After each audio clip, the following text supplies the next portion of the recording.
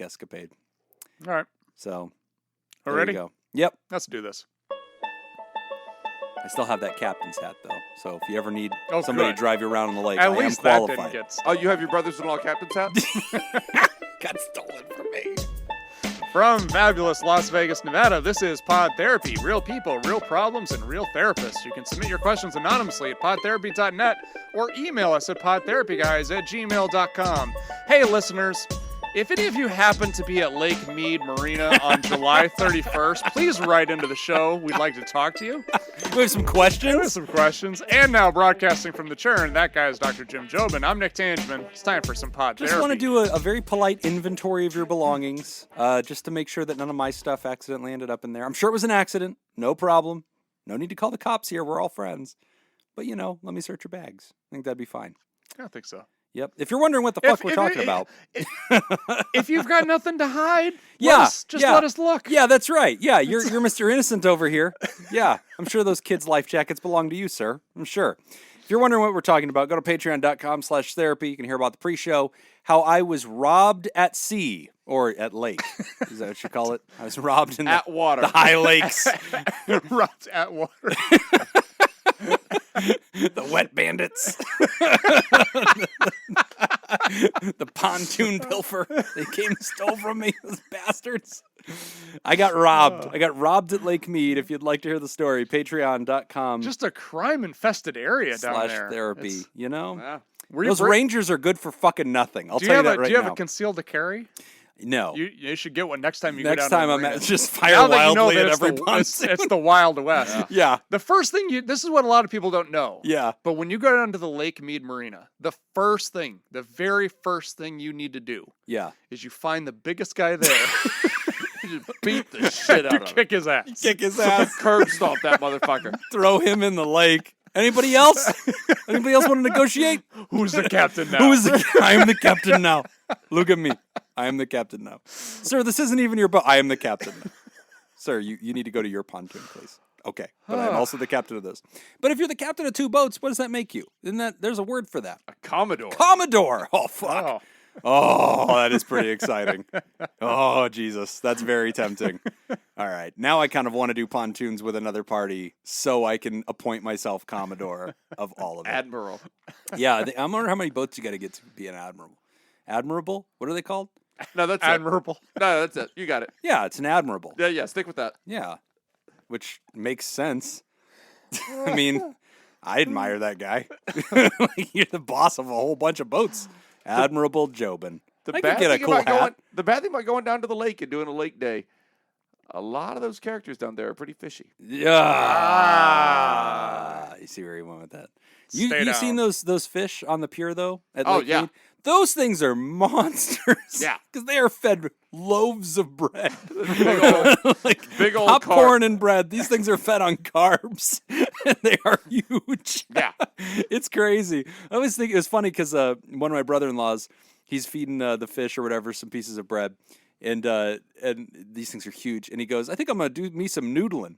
And I was like, you know what noodling is? And he goes, yeah, it's when you make your thumb act like a worm and then you put it in the water and then they bite it and you grab them with your hand and you pull them out. And I was like, yeah, my buddy is a magician. He calls himself the Mind Noodler. It's a fishing reference. He goes, ha, that's great. So congratulations, Matt. Great story. One of my brother-in-laws knows what you're talking about. Great story. With noodling. Yeah. Yeah. If you want to hear the rest of that wonderful tale, patreon.com/therapy. Yeah, that sold them. Yeah, this is probably not the best week to sign up for Patreon. No, it's absolutely good. Also, this is the week that we released we watched a video. We finally did it. Only a month late. Yeah. But how often do we do this? Quarterly? Quarterly, we watch a movie. It's movie night with Nick and Jim. Can we please, we need to schedule the next one. Let's just schedule it right now. We're getting ahead of it. We just did it. We just filled our obligation. Let's not talk about the next time one. We need to get ahead of this. We can't always be behind on everything. Wrong about it.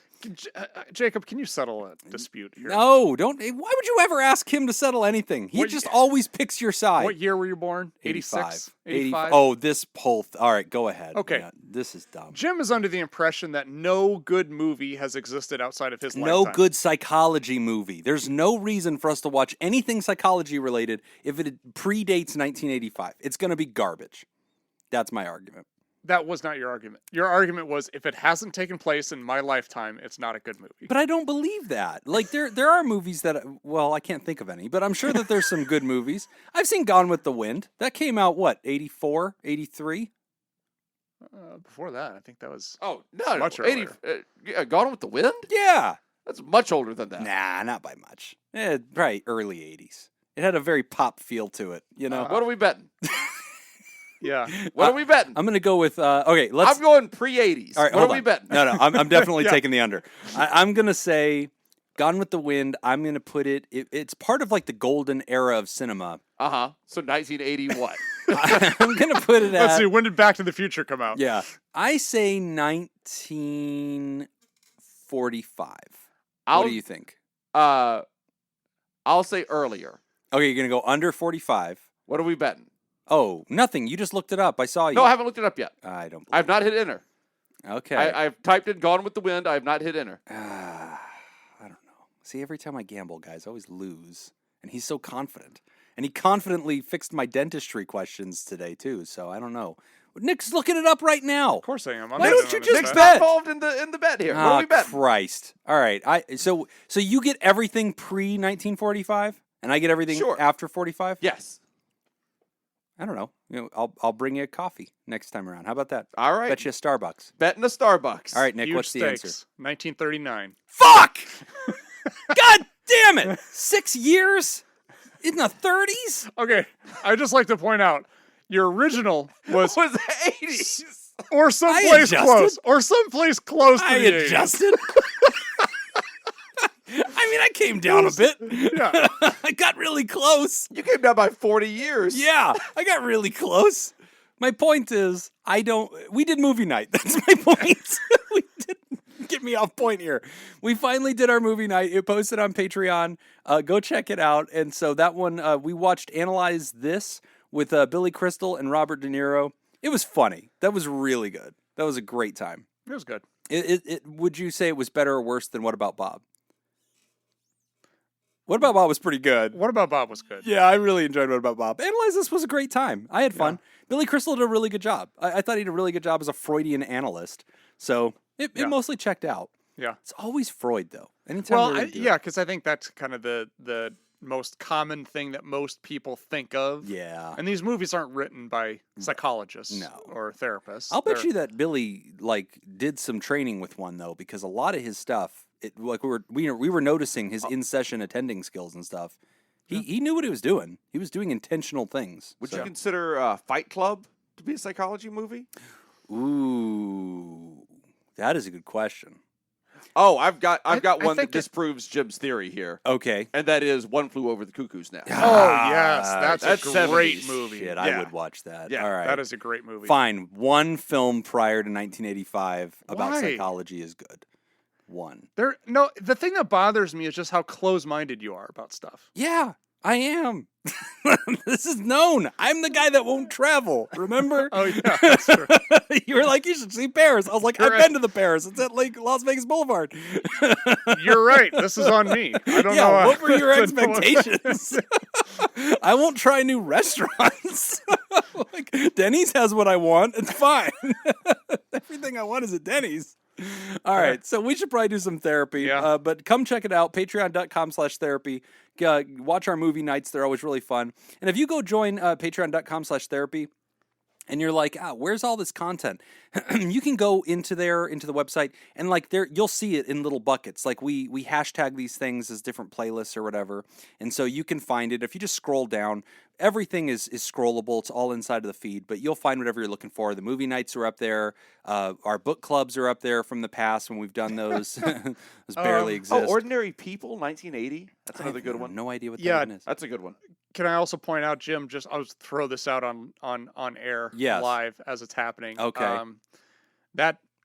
It wasn't supposed to go out to everybody, but this month it's available to all Patreons. Oh, Even the though it movie wasn't thing? supposed to be. Was that supposed to be? Yeah, it's It's theropods and up? no, it's like I think Pterodactyls and up. Oh, wow. Well, it's everybody now. Yeah, actually, it might be Therapals and up. Oh, you're one of welcome. our listeners, Edgar Allan Ho, writes in, "Hi, I don't think I should have access to this as a therapal. Just alerting you guys." Yep, but you So, do now, buddy. you do. And isn't that Edgar Allan Poe? It is, what'd I say? Editor Allan Poe. It's Edgar Allan Poe. Whatever.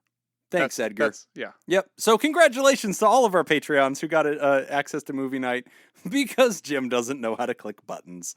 I'm also not sure that Gone with the Wind is a good movie. No, it's not. It's horrible. I haven't seen it in decades. And it's like 10 hours long. It is long. Yeah, that is a day. That's your day. And it's horrible. It's pretty.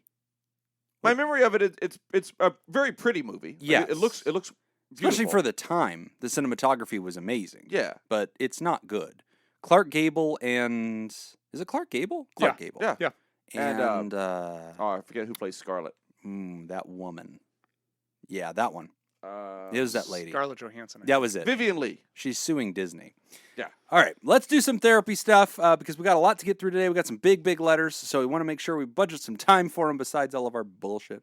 Patreon.com/therapy, though. Have yourself a day. First question is a big one. Should I be concerned about suicidal thoughts? Okay. So I'm really sorry if this is a daft question or if this message is a mess. I'm typing on my phone. Anyway, I'm Zimbabwean, and you might know this, but in the African community, anything to do with mental health issues is either white people problems or demons or attention seeking. So I really don't know for sure if this is a problem if I don't think I'm really going to deal with it. Also, random tangent, but I was listening to an old podcast, and Jim said if most of your listeners were coming from Zimbabwe, there would be a problem. Well, imagine that. You've got a Zimbabwe girl as a fan. Yes. We got one. I'm excited about that, and of course it had to be... Man, you can't say anything without getting corrected. You're going to... Yeah. I took a shot at Zimbabwe.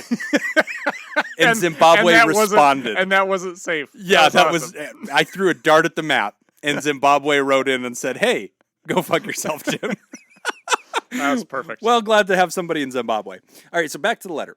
Okay, anyways, back to this issue at hand. I go through cycles of absolute happiness and just the worst pit of numbness. I feel things very strongly, and I am quite sensitive. When I was younger, I would always threaten to run away from home or kill myself. The first threat would result in everyone laughing at me. The second one would have them threatening to hit me.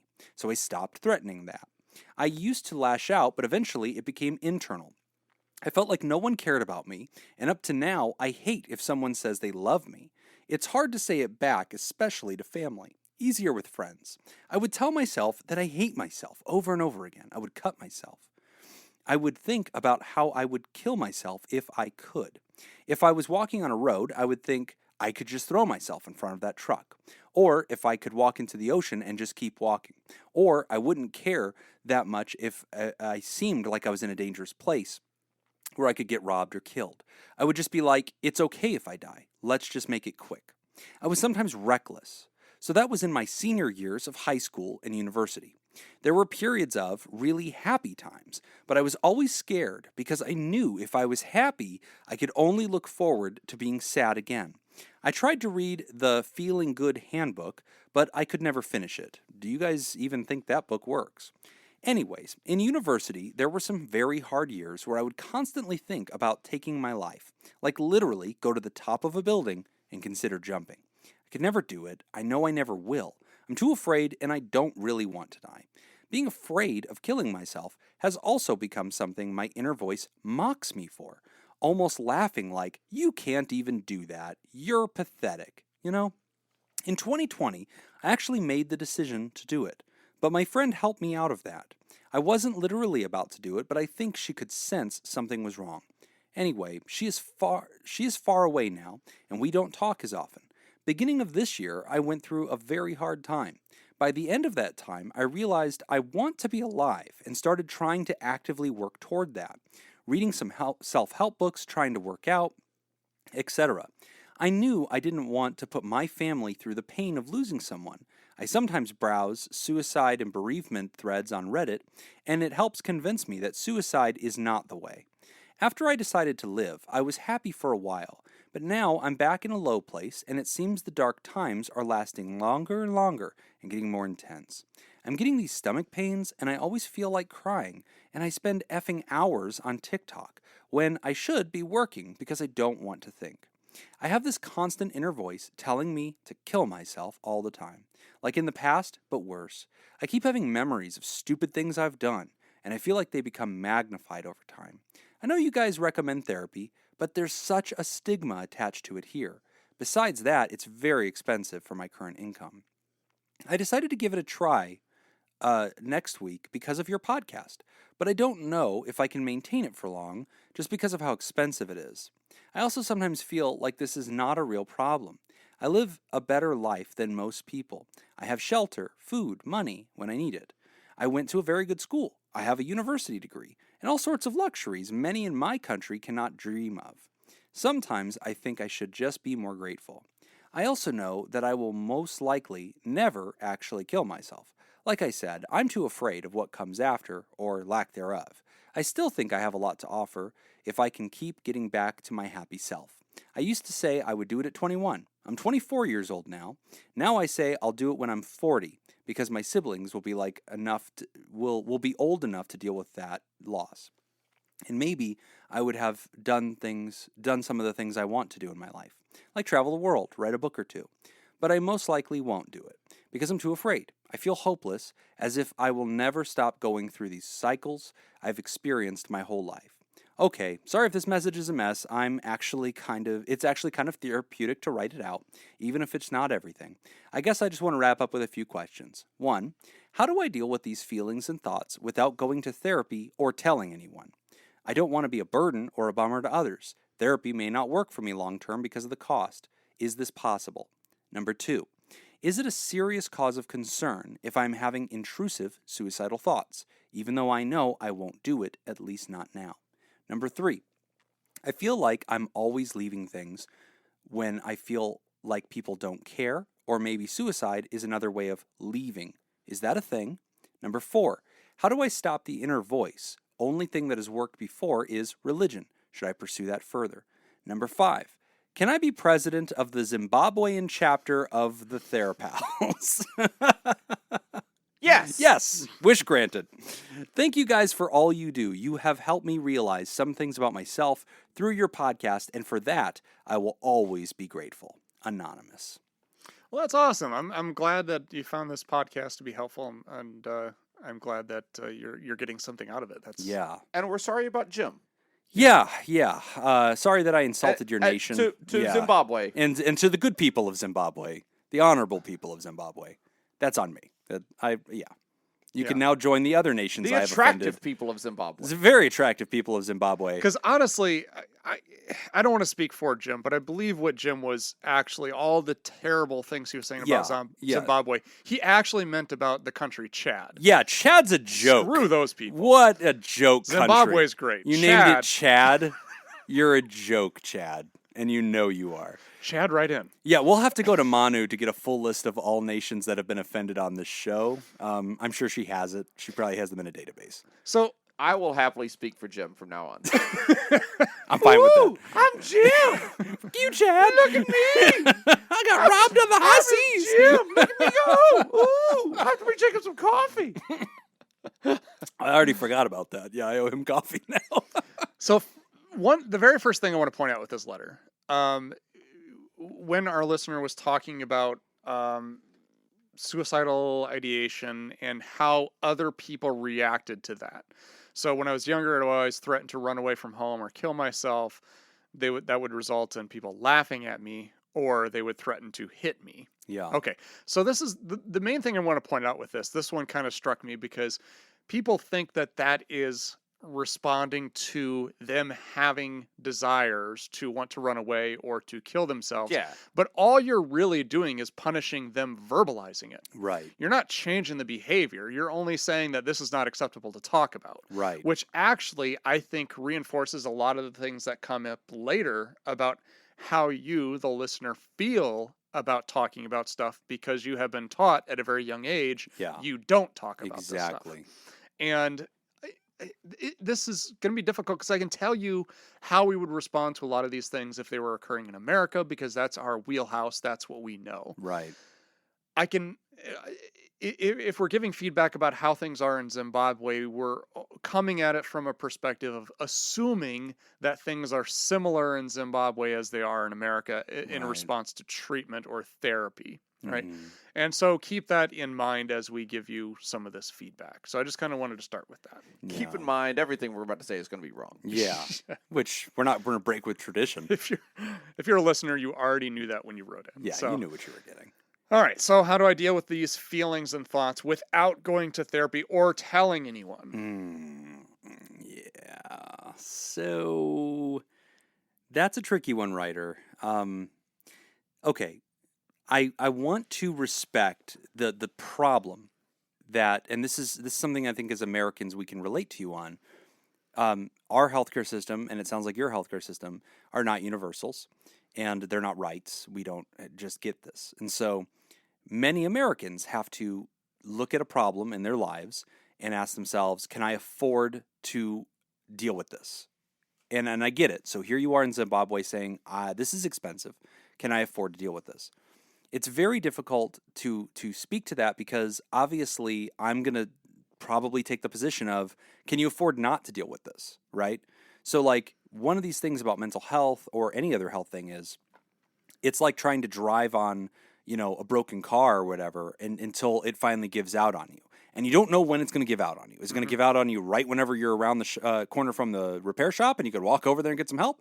Or is it going to give out on you when you could least afford to deal with that problem? And now there's a cascade of extra problems. So that's the challenge with mental health that I think people don't always appreciate. And it's in a sense, can be a ticking time bomb. And, I want that to be something that does get taken seriously. And so, especially at 24 years old, I would say if you can afford this, but it's something that other sacrifices have to be made to make that happen, I would be a voice in your life, maybe the only voice in your life, since you've described the culture that you live in, who's going to tell you the right choice is to prioritize your health, the right choice. And from what you are describing, writer, my professional feedback to you, without offering any diagnosis, is everything you're describing tells me the right choice is to get into care. There maybe are some people that I'd say, maybe join a support group, maybe read some books about this. For you, I want you in care. I want you talking to a therapist. If you have, and again, I don't know your healthcare system, but I know that medicine exists and it's not kept secret from nations. If you have the ability to go get on an antidepressant, okay, something that is a stabilizer in that sense. These are things that you might hear about called like Wellbutrin or sertraline or Zoloft or Prozac or any of those things. We've talked about them on the show before. That is a very good decision for you, especially when we're talking about you're 24 years old, you've had chronic, severe depressive bouts with suicidal ideation. Any therapist or doctor is probably going to say, and again, I don't know how Zimbabwe works, but the mind is the mind. And at the end of the day, I can size this up and say, you look like a really good candidate for medicine. And that sounds like that's going to be a big part of the toolkit that you want to do. So when your first question says, how can I do this without therapy or talking to anybody because I don't want to be a burden to people? Inside of your question is a hint at one of the cognitive distortions that you're struggling with, which is this self-critical voice, this I don't matter, nobody cares voice. And I realize that that was created in you because of your childhood and because of the things that you've experienced. And it is also inaccurate. That is not true. Humans care about humans. You do matter. And you're not a burden on other human beings for revealing your truth and processing that with other people. Humans can receive this. And that's something I want you to be willing to do. And you're going to have to stretch yourself and push yourself to do that. And I'm glad that you are. You said, hey, guys, when you read this letter, like I will have started therapy. That's wonderful. But I don't want that to be something you pull away from or run away from because of your own feelings of shame or guilt at having any problem that could be annoying for other people. Silence keeps people sick, okay? And we don't want that. You have to speak up. That's the very first burden that you have. And so your very first question, I think I'm going to say, I refuse to offer you options that don't involve doing the right thing. You need to be doing the right thing, which is to speak up about this. Break that stigma inside of your own head. Challenge yourself as you're already doing. But also I would include a doctor in that too. One thing, having worked with a lot of people who are family members or friends of someone who has committed suicide, I have never once heard anybody say, well, at least we weren't burdened with this. At least they didn't annoy us Right. by Yeah. wasting my afternoon telling me about how hard they it was. always say is, They never I said wish anything. I could have done something. Yeah, I wish wish I they would've would have known. told me. I wish they Yes. would have come to me. Yes. So that right there is a huge cognitive distortion about how our mind works. I Exactly. guarantee you're not going to be a burden by wanting to talk to people. So the second question in your list is it a serious cause of concern if I am having intrusive suicidal thoughts, even though I know I won't do it, at least not for now? So this actually kind of ties into the first one too when we're talking about going to therapy. I definitely would want you to go into therapy. Now, one thing that I would say is that your therapy doesn't necessarily have to be something long term. Right. This could be maybe 4 sessions, depending on what the therapist gets into. But part of me, one of the reasons why I think this could be kind of a brief stint in therapy could be because of number 2, which is that you seem to have developed some healthy coping skills about dealing with these suicidal thoughts. Yes. I mean, the fact that they've been going on this long, Right. and every time you come out on top. And you've Every made time resolutions to read books. Right. You've been trying. And whenever you said earlier, like, hey, does this book help? At the end of the day, I'm just glad you're turning pages, because that mental shift of trying something is a coping skill. Yeah. So, I mean, you're implementing steps, you're putting action into addressing this issue, which is more than what most people do by going into therapy. Yes. Right. So I think by going into therapy, that's going to be helpful because you're going to have a therapist there, a professional who you can bounce some ideas off of. They can give you some new techniques, some new things to try, and then you could find some things that work very well and help you deal with this. So yes, I think definitely this is a serious cause for concern. But it's doable. Right. This is doable. And I do want to take a second on that second question, just to explain something, because I do think we need to differentiate. So in the past, if you've listened to our show for a long time, we've talked about this phenomenon called intrusive thoughts. Intrusive thoughts are these automatic ideas that pop into people's minds that are unwanted, and they're not representative of how you truly feel. Oftentimes they are in violation of your values or beliefs, and that's why they are intrusive. They are unwanted. There's a really good book called Overcoming Intrusive and Unwanted Thoughts. I really recommend it. But in the second question, I think the writer's telling us about 2 different things, and I do want to differentiate these 2 things. There is one aspect the writer's talking about, which is chronic severe depression. Okay, that's its own mental illness. And inside of that mental illness is a phenomenon that we call suicidal ideation. Suicidal ideation is when the writer was telling stories about sitting around thinking about how they would do this, getting more and more serious about it. They were obsessing on it. They were contemplating it. That is a different kind of thinking and a different phenomenon than intrusive thoughts. Intrusive, unwanted thoughts are when the writer says, yeah, sometimes I'll just get this idea, like jump in front of traffic, or something like that. If a therapist hears that, and if you could read our notes, we're not writing down suicidal ideation to describe that kind of thought. We're writing down intrusive suicidal thought. That's different to us, and we treat it differently. It's almost a form of anxiousness that's showing up there. And so I want to point that out because I've had patients in the past who are anxious and fearful in their anxiety disorder that what if I suddenly commit suicide? And that's an intrusive thought to them. They'll be driving and they'll think, oh my God, what if I steered into traffic right now? And then they'll call me and say, Jim, am I suicidal? And I'll say, no, you're not suicidal. That's an intrusive thought. It makes you anxious to think about that. You're not chronically depressed. There's no other symptoms of this. You don't have suicidal ideation. And it's hard for them to understand because they're like, but this is having the same thought of killing myself as somebody else. They're different. So because the second question specifically targets intrusive suicidal thoughts, even though I know I won't do it, at least for now, I just want to point out there is a differentiation between those 2 things. The suicidal ideation baseball diamond is first base, the person thinks about dying as a way to solve problems, right? Like they think about it in a sense of I'm hopeless, there's no point, maybe death is an answer. That is different than an intrusive suicidal thought of holy shit, what if this happened? Okay, when you're scared of the thought and it bothers you in this automatic way, you are not suicidal. That is an intrusive suicidal thought. It's still annoying, and I still want you to get therapy for it. There's a different set of techniques we use to address that. That is different than being inside of the baseball diamond of chronic depression and suicidal ideation. Second base is the person ruminating deeply about how they would end their lives, which the writer talks about and says, I've done quite a bit of that, getting very practical in how I would end my life. And the writer even listed some things, walk into the ocean, blah, blah, blah. And so when a therapist hears that, we're mentally marking second base and we're saying, okay, this is a bit deeper than just, I think about death as a solution. I stare at it a lot in my hopelessness. Now they're starting to get very practical about what method they would use, and the more practical those get, the more dangerous that gets. Third base is when the person makes a plan and says, on this date, at this age, at this location, this is how I'm going to do it, and I'm starting to write letters, and I'm starting to give things away, and I'm starting to prepare for this. That is very serious. And here in America, that's about third base is when we're going to interfere.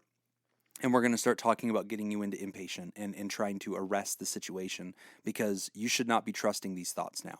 We need to get serious about interfering with this. And then, of course, when a person rounds third base and is running home, that's when it's starting to get dangerous. They might act on it. So anyway, that was a long speech to say, number 2, is it a serious cause of concern that I'm having intrusive suicidal thoughts? Jim's answer to that is, no, writer, I don't hear that as a, quote, serious cause of concern, because in that sense, these are intrusive suicidal thoughts. That is a different thing. I would want you to learn about intrusive thoughts. That to me, to Jim, is separate from the larger story you're telling of struggling with years and years and years, decades of chronic depression and suicidal ideation. I see these as 2 different boxes, okay? So I want to take a second to dive deep into that, because I do have patients that have anxiety about suicidal thoughts. That is different than this writer and what they're going through. Number 3, I feel like I'm always leaving things when I feel like people don't like me. Is suicide me doing that? Is suicide me running away whenever I feel like people are rejecting me or don't like me? Perhaps, writer. Perhaps you're really touching something there that's very intelligent. Perhaps that's something you should be exploring with your therapist is, do I have this cognitive distortion cycle of mind reading and believing I'm less than and believing people don't like me? And is this in my shame and embarrassment and guilt that I've accumulated over time? Does suicide feel like a departure? Does it feel like a rescue? Does it feel like me hitting eject on life whenever I'm feeling ashamed of myself and hating myself? Is that something I need to right size and explore? Well, maybe, writer. And that's why when I tell you, I really want you to make this a top financial priority in your life and a top personal priority, is what I'm talking about. Because you're not going to live your best life until you eliminate those thoughts to begin with. That's a pretty serious question. Number 4, how do I stop the inner voice? You talk about religion being helpful. Hey, on this show, we are pro anything that is helpful. If being a part of a religious community has helped you in the past and has challenged that inner voice of criticism by replacing it with a more nourishing voice that you learn about in your religious community, wonderful. We're all for it. And when you're asking that question, how do I eliminate this inner voice? That's what therapy is interested in doing. Medicine can help with some of these chronic symptoms, and therapy is very much about reprogramming that inner voice by making it something under your conscious control. So that's probably the answer to number 4. And number 5, can I be president of the Zimbabwean chapter of the show? Yes. Well, we should. Is anybody else in the room from Zimbabwe? Oh, yeah, we should probably. Any objections? Oh, All I'm right. sorry, No. the Zimbabwean quorum was not established. Yeah. okay. Yeah, they were not notified in writing. Yeah, I think you got it. You Yep. win. So you are officially president of the Zimbabwe chapter. And friend, we are rooting for you. I am so glad to hear that you're willing to step in and get that therapy. I'm so glad that you've resolved, I will not end my life. I will read books. I will do anything else besides this. And the last thing I would tell you is the beauty of high-speed internet and your ability to listen to the show, your ability to get on Reddit, your ability to do research. If you have access to the internet, remember, you can lie about where you're from and go to other things. So you can go to NAMI as part of America, and you can join their virtual support groups. They have Zoom support groups at the state level, at the national level, that are for suicide support. Obviously, you speak and read and write English. You should consider doing that. And when they say, hi, where are you from? You could just say, Oklahoma. And they'll be like, that's a cool accent. You'll be like, yep. And then just keep going, because if you do not have resources in your country, you are not confined to your borders, okay? Our show is an international community of people. I want you to go get any good helping resource you can. I don't want you to feel like there's not support groups out there, but get to help and stick with it, okay? Yep. great question. Thanks for writing in and update us. Let us know how therapy's going. Keep us in the loop and let us know how we can root for you. But a lot of people relate to that question. We're really glad to have it. All right, we're going to take a quick break, and when we come back, we're talking about therapy anxiety. I like this one. You're listening to Pod Therapy. Today's episode is brought to you by Smitty Scoop, Jake Snyder, Carolyn Albert, Kevin Chamberlain, and Polygon. Would you like to sponsor the show? Become a therapy producer at patreon.com/therapy. This week's trivia theme in honor of our therapy producers is the brain. The brain. This is a curved seahorse-shaped organ in the underside of the temporal lobe. It supports memory, learning, navigation, and perception of space. God damn it. Is it A, the amygdala, B, the hippocampus, Fuck. C, the ventricles, or D, the temporal lobe? God damn it. If you'd like to join the therapy producers and make the show possible, go to patreon.com/therapy and sign up. Again, that's patreon.com/therapy. I like our trivia better when it's shit I don't get held accountable for not knowing. I know. If I fuck this up, it's just going to be like, oh, Jacob got it right and Jim's a piece of shit. This is going to be bad. This is like that time I bet my doctorate. So you're in May. Yeah. I don't like this. I'll let Jacob go first. Your options were hippocampus, amygdala, hippocampus, the ventricles, or the temporal lobe. I mean, I got to tell you, I really didn't listen to the question. It wouldn't have helped. I'm going to say hippocampus. Okay. I feel like hippocampus is a very strong possible answer. But beneath the temporal lobe is what's throwing me off. So I'm kind of struggling with that. So I just noticed, you can eliminate D as a possible answer. Yeah, the temporal lobe, which is Yeah. in the question. Yeah, I had a feeling. The temporal lobe is not under the temporal lobe. Yeah. The ventricles also is not calling my name.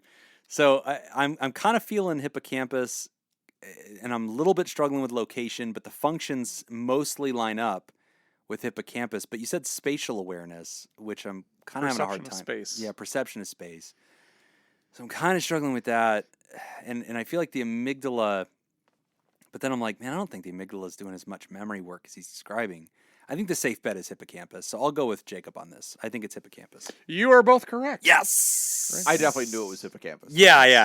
I was throwing darts, but he got it. Yeah. I knew you knew because the key here is seahorse. Yeah. Which hippocampus, Yeah. I believe in Latin. Means seahorse. Yeah. Yeah. No, I'm not joking. I don't know this. I'm don't pretty speak sure. Latin. I think I that's what wasn't kidding. I really didn't know that. I'm not the guy taking There we Duolingo, go. okay? There you go. I don't know this shit. I Whatever. did take 2 years of Latin in high school. That will help. Was I right? It is It's something like that, yeah. something. Okay. Therapy anxiety. Hey guys, I'm new to the show and making my way through the backlog of episodes. So sorry if this has been addressed before and I just haven't gotten to the episode yet. I have bipolar disorder, type 2, generalized anxiety disorder, and social anxiety. My psychiatrist recently started a more vocal push for me to see a therapist to deal with the breakthrough episodes when the medication isn't enough and to teach me better coping skills, especially regarding irritability and anger, as I get so upset that I have started keeping cheap things I can smash when I get angry. I know this isn't healthy, and I'm getting a punching bag, so I'm not breaking things anymore, but I do feel I need to get a better handle on my irritability. The problems I have are my social anxiety makes even thinking about starting that process cause anxiety issues. I'm terrified of going into a place with a total stranger and talking about very personal and uncomfortable topics. I'm the type that lives with something for years before I'll go to a doctor, even when my parent is a doctor, because the idea of being that vulnerable to a stranger is honestly scary as hell. On top of that, I don't even know where to begin looking for a therapist or what I need to look for in finding someone to help me. I also have anxiety about cost, as the therapists I'm looking at in my area are showing $80 to $130 per visit, and I don't have great insurance, so not sure I can afford it. Sorry for the long question, but wanted to try and give as much of a window into my concerns as I can. Thank you. I love the podcast, and I've learned a lot. Looking forward to learning more as I get caught up. Anonymous. Okay. All right. So.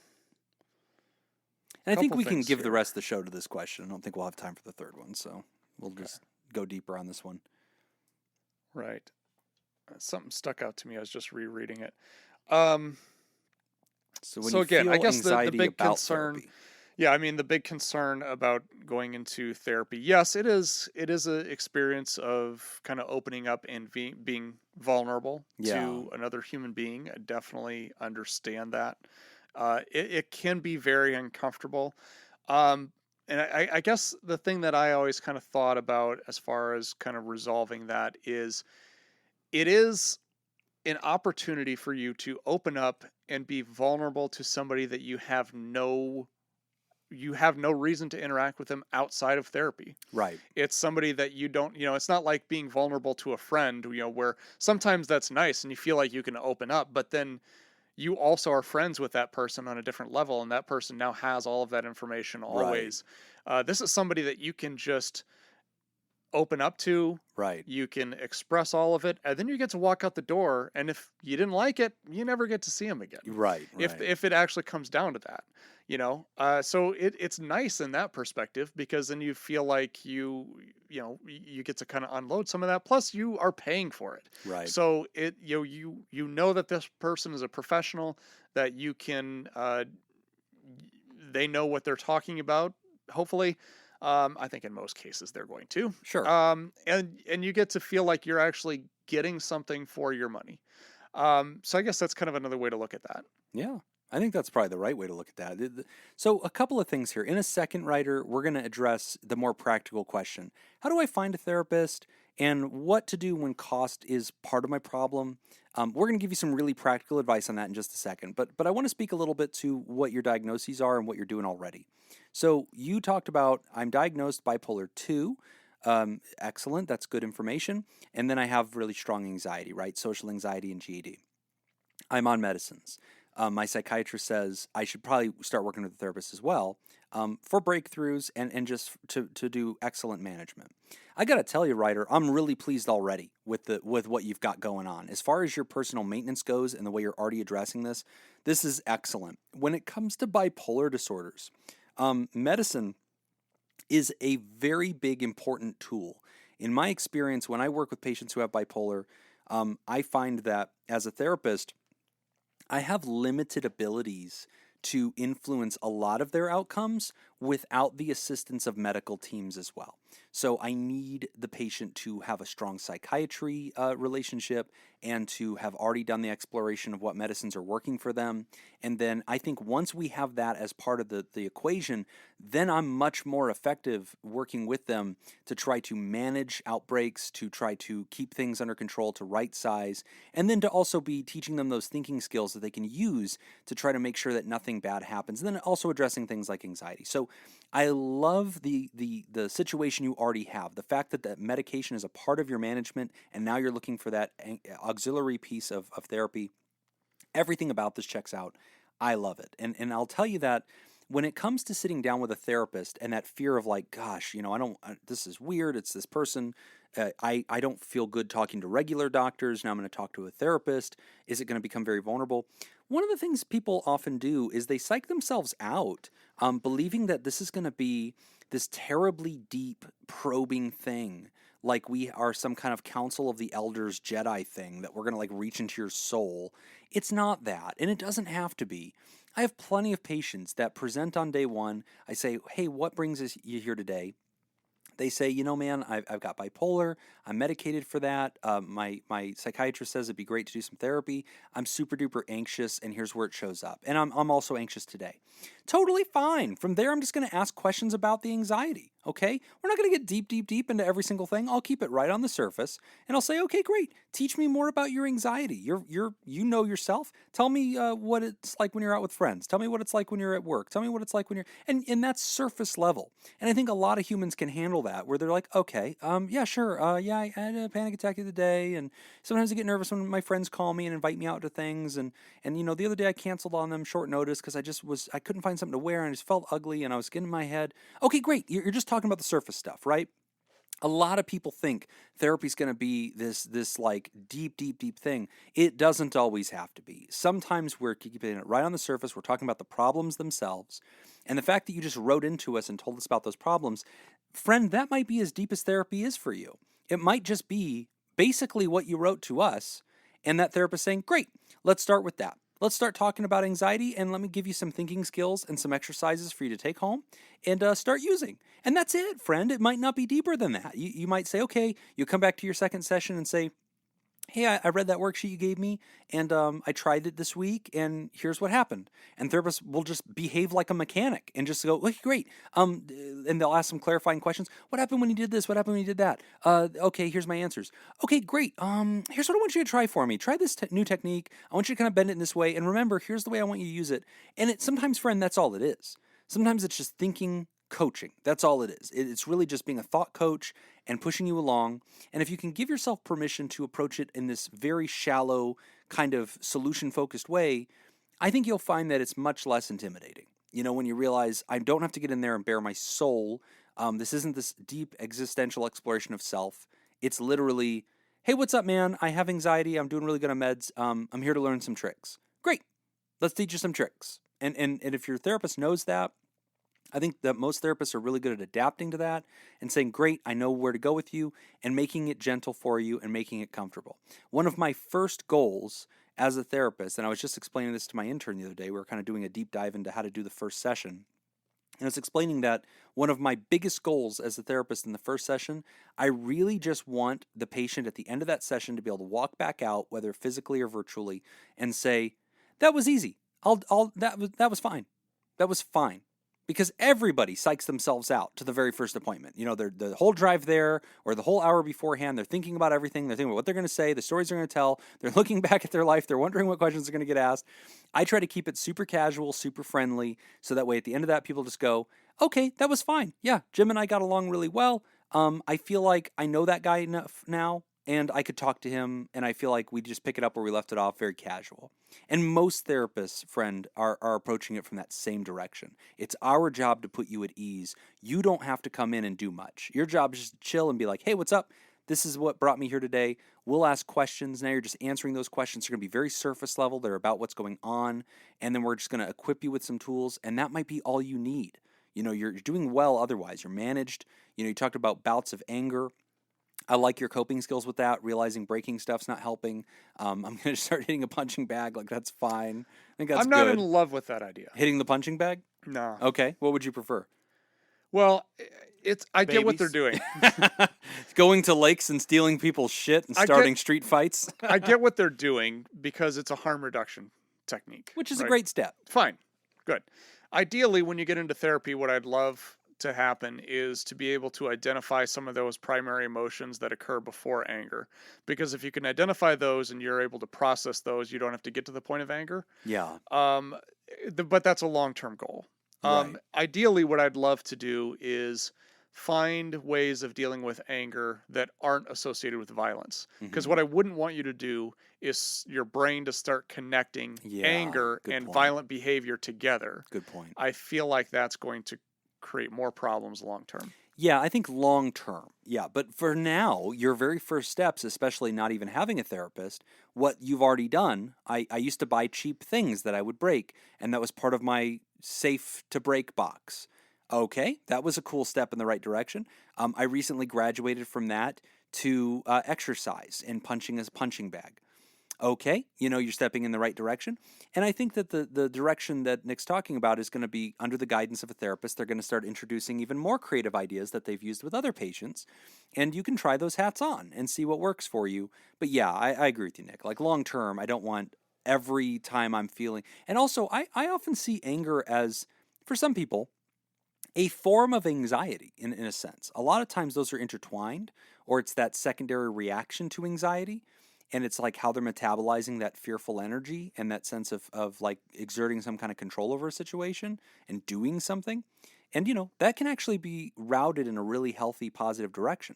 But again, therapy's kind of where that starts, friend. And that's why we've got to overcome that initial idea of anxiety. Regarding the cost, so I'm hearing you say you're having some anxiety about the cost, $80 to $130 per visit. Yep, yeah, that sounds about right as far as the ballpark. Yeah. The way I always like to think about this is Don't think of it as a cost. Think of this as an investment. Yes. Because that's really what it is. What you're doing, like with any investment, you're sacrificing something of value right now for greater returns later. Yes. And how much would you pay right now to get, to have peace and to have control over your emotions and to have your ability to deal with irritability and anger? What is Right. the price tag for that? $75. Yeah. Oh shoot! Yeah, that's right under. Well, in that case, I guess just keep doing what you're doing. Yeah. But otherwise, think about this as an investment. Yeah, definitely have the right perspective about it. There is no health without mental health. So I realize it, and I realize it's one of these things that we spend decades painting over and ignoring, and then eventually, whenever it's time to pay the healthcare fees that go along with this process, it's also difficult, right? Because anytime you're working with healthcare, unless you're talking to a surgeon that's saying you're hiring me to specifically pull this thing out of you or do this thing, the task of healthcare is this long-term improvement of your life. And I get it; it's blurry and it's hard to quantify what you're getting penny for penny. But this investment, as Nick says, is something that people need to right size, and we need to. Part of defeating the stigma of mental health is right sizing the urgency of mental health and getting people to understand this is not a negotiable thing. You need to go ahead and get ahead of it. Don't wait for something to snap or to feel like you're decompensating before you get help. It's better to get into it. Now, having said that, a couple of thoughts on some practical things. First off, I'm curious what the therapist will recommend, because it sounds like you're pretty well adjusted. The bipolar 2 is mostly under control. The medications are stable. This is for auxiliary secondary support. It's very possible the therapist will recommend, let's meet every other week or let's meet once a month. I would not be surprised if they said, let's establish care and then let's have a regular meeting time, like once a month or every other week, and then I'm on call after that if you're ever having a hard time. And maybe that's all you need, friend. It just might be, we're going to do some really practical homeworking together, and we're just going to add some more tools to your toolkit. And this isn't going to be this huge exorbitant cost, because you might not be in an urgent situation where it's like, we need to do this 3 times a week, okay? So keep that in mind, that the therapist might not recommend that frequent of a visit. That's going to be very expensive. The second thing is this. I take it that you live in America, so here's some advice. People that are looking for therapy, here's some ways that you can address this. One, you always want to call your insurance and ask what's covered, what can be done. A lot of times they'll say, here's a list of providers, you can call the list. Sometimes they'll say, here's this one big provider group that we work with, they handle the list and they handle the network. Great, go to them. So there's always that ability. Even if you're on Medicaid or public supported insurance, there's always an option, because federal law requires that something be covered. However, there's been a lot of hijinks in the last decade with a lot of the law stuff, and most insurances just broke it and don't care, and there's no consequences. So that leaves a lot of people uncovered or undercovered to where you can't really get help. So here's some options. Start with Googling. Really, as lame as that sounds, start there. Google therapists in my area. If you have preferences, I like a Christian therapist, I like a Muslim therapist, I want a LGBTQ therapist, whatever. Start with that. Go to Yelp, I think, is a great place to start looking for people. All healthcare is usually showing up on Yelp these days, especially if they're out on their own. Go to psychologytoday.com. where you can sort by your zip code, you can sort by price, you can sort by insurance coverage, you can sort by background, you can see these little profiles of each therapist. That's a great place to sort. Go to another website called OpenPath. OpenPath is a website that therapists can sign up for to fill extra hours that maybe they have, and the agreement the therapist makes with the website is, I'll do this at a reduced rate. And so you're going to have a much lesser selection at OpenPath, but all the therapists you see at OpenPath are agreeing to do this for a reduced rate. So that's a discount option for you. That could be helpful too. Remember that any therapist you find on Psychology Today, on Yelp, on Google, on OpenPath, you can contact them directly and you can say, hey, listen, money's a challenge. Do you have what's called a quote-unquote sliding scale? Most therapists do. You can say, hey, this is my income right now. All cards on the... And don't lie, okay? Tell them the truth. Don't try to just, get discount healthcare. Come at this in the honor system and be like, listen, this is my income right now. This is where I stand. I want to have skin in the game. I'm willing to pay. Could we do something that's $50, a session? Would that be okay for you? and work with them. If they're like, yes, I can accommodate that fee schedule on these days, though. Like, these are my busy days. I'm not going to put you in my busy days, but I can make these days available. Okay, play ball, work with the person, okay? Because they still have to, finance all their stuff too, and they're trying to make room for you. If even that is too much, contact a local university. Look at your universities nearby, call the universities, start searching in the internet. They may have a therapist training school at the university. It's going to be a master's program, okay? Those students need to do hours of free mental health care in order to finish their degrees. So they always are offering a clinic, or they're out in the community somewhere at free clinics, and you should also search for free clinics because those students are also available, or interns. Licensed interns are kind of like learner's permit therapists. They've already graduated college. Now they're technically licensed to practice, but they're under the supervision of another therapist, so they're kind of on their learner's permit. Those guys are also A, working for cheaper, and B, they have to fulfill a certain number of hours to be unlocked as a full therapist. They're willing to help and make deals. So all of those levels of care that I've just offered you are shortcuts and ways that you can explore finding access to therapy at a much reduced rate. And for the level of care you need and for the frequency you might need, that might be a great fit for you. So all of that are practical solutions to how to answer the money problem and how to find good care without necessarily breaking the bank. So that's the right direction.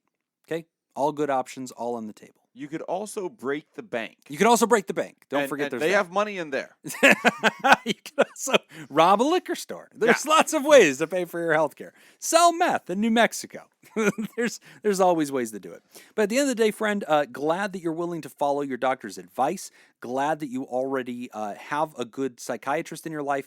Be consistent with your medications. With bipolar disorders, sometimes we start missing the mania, or sometimes things feel stable for a while, and we think, darn it, I don't need this med, I'm fine. Don't do that. Follow your doctor's advice. Be consistent. Remember, a therapist is part of your treatment team, and they might not necessarily need to be a big part of your team, but it's useful to have that second voice in your life, even if it's just when needed, break in case of. It's a good piece of the team to have.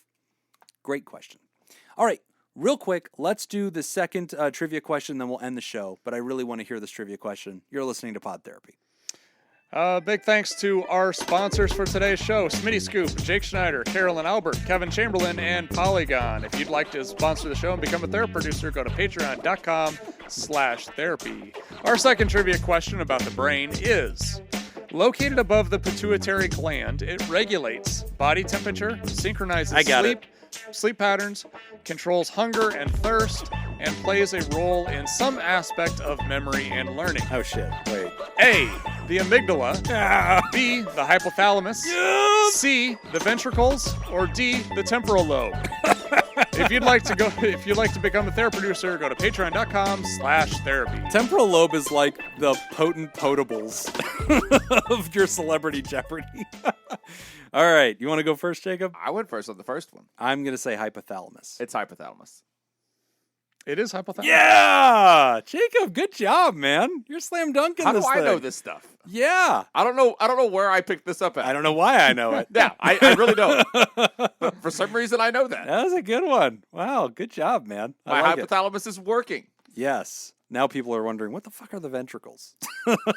I have an idea for a new co-host. The ventricles are not important. No, obviously. You don't need your, like, if you're having gallbladder surgery, they're taking the gallbladder out. Yeah. Have them take the ventricles. Just while get they're in those there. out. Yeah, Or tonsils, ventricles, gallbladder. Put the gallbladder in the Appendix. ventricles. Oh, that's fine, yeah. too. Yeah. That'll be fine. Yeah, it's illegal according to Leviticus, but you could try. You Yeah, won't so be able to. So is blended fabrics. Yeah, I mean, For good reason. It's blasphemy. Don't you guys get it? it is a performance-enhancing operation. Yeah, you're getting those but- ventricles anywhere else but the Oh yeah, brain. you cannot participate in the Olympics after Yeah. you do that. Yeah. That's true. After you've had your ventricles filled, you can't participate. No. And it's exactly for the reason Nick stated. It's Yes. performance Yeah, enhancing. you were right out. It have nothing to do with the fact that you're in a coma. All right, so those of the folks who support our show at patreon.com/therapy, they're the ones who make the show possible. Do we have any new pals, pods? Nope. Okay, so nobody new to announce. Remember, if you show up at patreon.com/therapy and you sign up at any giving level, we will always very promptly acknowledge you on our Twitter account at PodTherapyGuys. And then, of course, we try to acknowledge everybody in the next recording of the show. Unless your name is Ezekiel Lawrence. Oh, yeah, which we've apologized for, Zeke. We're cool. Zeke was so pumped whenever we put out the movie thing. He was like, let's go! It's like Zeke, 2 p.m. on a Saturday. He's like, let's do it. I got nothing going on. So we want to take a second to thank all of our theropods because this is the first episode of a new month. So we want to thank Mama Ninja Scoop, Dr. Scoop Little, Kerna Pillar, Levente Baggy, Charlie Quinn Starling, Natalie MC, Lauren, That Guy Josh, Ian Soto, Jessica Cyphers, Heather, Adam Petanuzzo, Mats Lenegren, I Have the Neck, Take It Evie podcast, Lauren Izzo in the Hizzo, also part of the Mouthy broadcast. I love that show. Chelsea Lamb, Felicia Butler, David Sorensen, Todd Canfield, Elliot H. Lamb, Matthew Nair, Adam Rabiznik, spelt just like it sounds, Jim Hunter, Katie Chewakowski, James K., Okie Scoop, Chelsea Saracen, Scoopy Jess, Don Dorr, Scoopatron, Richard Bruins, Joseph Pangrazio, Carrie Terhark, a.k.a. Nick's sister, Curtis Kiwi Scoop Hanlon, Brooks Lyle, Tracy Replogle, a.k.a. Jim's Batmom. Please go to podtherapybaitshop.com and grab your swag in honor of my mom. Craig Little, Gavin Bristow. Not where she bought her swag. Ulrika. Oh, damn it. Ulrika. Brad Kefauver, Scoopaholic, Jeffrey Ackerman, 3 Scoops a Lady. Kate Keller, also known as the founder of the Pod Therapy comic and chief artist of the Pod Therapy Kingdom. Scoopstronaut, Lori Eltsroth, Shayla Bullock, Ian Whitefall, Stacy Westerlin, Stacy Coleman, Dan Martin, Linda Brandmeier, Corey Owens. And thank you to all our pterodactyls. Chris, Samantha Teague, Sapphire, Tori Snyder, Robert Ward, Scott Ashlock, Ryan Stewart, Slurpy Kaye, motherfucker, Angie Ellis, Andrea Anderson, Lindsay Bashara, Fred Bashara Jr., Frozen Cusser, Ice Blue Scoop, Tess Miller, Scott Brady, Brian Lehman, and Robert Paulson. Also, by the way, Patreon's real messed up. So if I missed your name or you're in the wrong category, let me know, please, because it is actually really difficult. Because for some reason, when people sign up, it doesn't put them in the right categories. Yeah, no. A lot of times it doesn't even categorize them. Yeah, you just have to sort. So, yeah, and it's a pain. Yeah. So if I miss somebody, please let me know. Thank you for doing that. I'm sincerely grateful that you control the treasury, the store, and the Patreon of the show because you make mistakes, but I know I would make 10 times those mistakes. So, tip of the cap to Nick. Oh, thank you. Also, fuck you, Nick, for making mistakes. You can email Nick at podtherapyguys@gmail.com and just in the subject line put fuck you, Nick, and he will know. But we very much want to get Patreon support right. It's very important to us to say your name and to thank you in person, so make sure that you let us know. But we do want to thank our bosses, the mysterious and shrouded Illuminati members of the fan club, the Saccharin 16, the Thera producers. We're talking about Smitty Scoop, Jake Schneider, Robert Brownie Jr. Mint, Kayla Lansbury, Judy Schneider, Nathan's Hot Dog Scoop, King of Student Loan Debt, Dr. Ben Don, Crazy Manana Scoop, Mason Miller, Scott Jameson, Carolyn Albert, Leon Kassab, Kevin Chamberlain, who also is my amateur advisor dentist, Malaya, Richard Macy, Ezekiel Lawrence, Polygon, Cindy Ash, and Lord Colin Stewart. If you'd like to hear this episode uncut and unedited, Probably a bad week for it. and enjoy our spontaneous side projects, go to patreon.com/therapy. And thank you for supporting mental health. That's all the time that we've got for this week's session. We want to thank our landlords, Matt Mattingly's Ice Cream Social Podcast, and thanks to those of you who contributed to our show today. We really appreciate it. Remember, pod therapy isn't something you should keep all to yourself. Share this episode with someone who needs it. Open that episode's description in your podcast app and copy and paste that link we provided into your social media. Don't forget, you can find us at facebook.com/podtherapy, on Twitter at PodTherapyGuys, on Instagram at PodTherapyGuys, and at patreon.com/therapy. Do you want to submit a question to the show? Ask anonymously at podtherapy.net or email us at podtherapyguys@gmail.com. I'm Nick Tangible. I'm Captain Jim Jobin. Thanks, and we'll see you for your appointment next week. Ahoy, mateys! A weak captain. No, well, a judicious Failed captain. at captaining. No, you guys are totally seeing this the wrong way. Poor captain. You got to pick your battles on the seas, fellas. Okay, you don't just go out there and just mix it up Yeah. with every fucking boat What that you did steals was your cooler. not pick a battle. Yeah, you know what?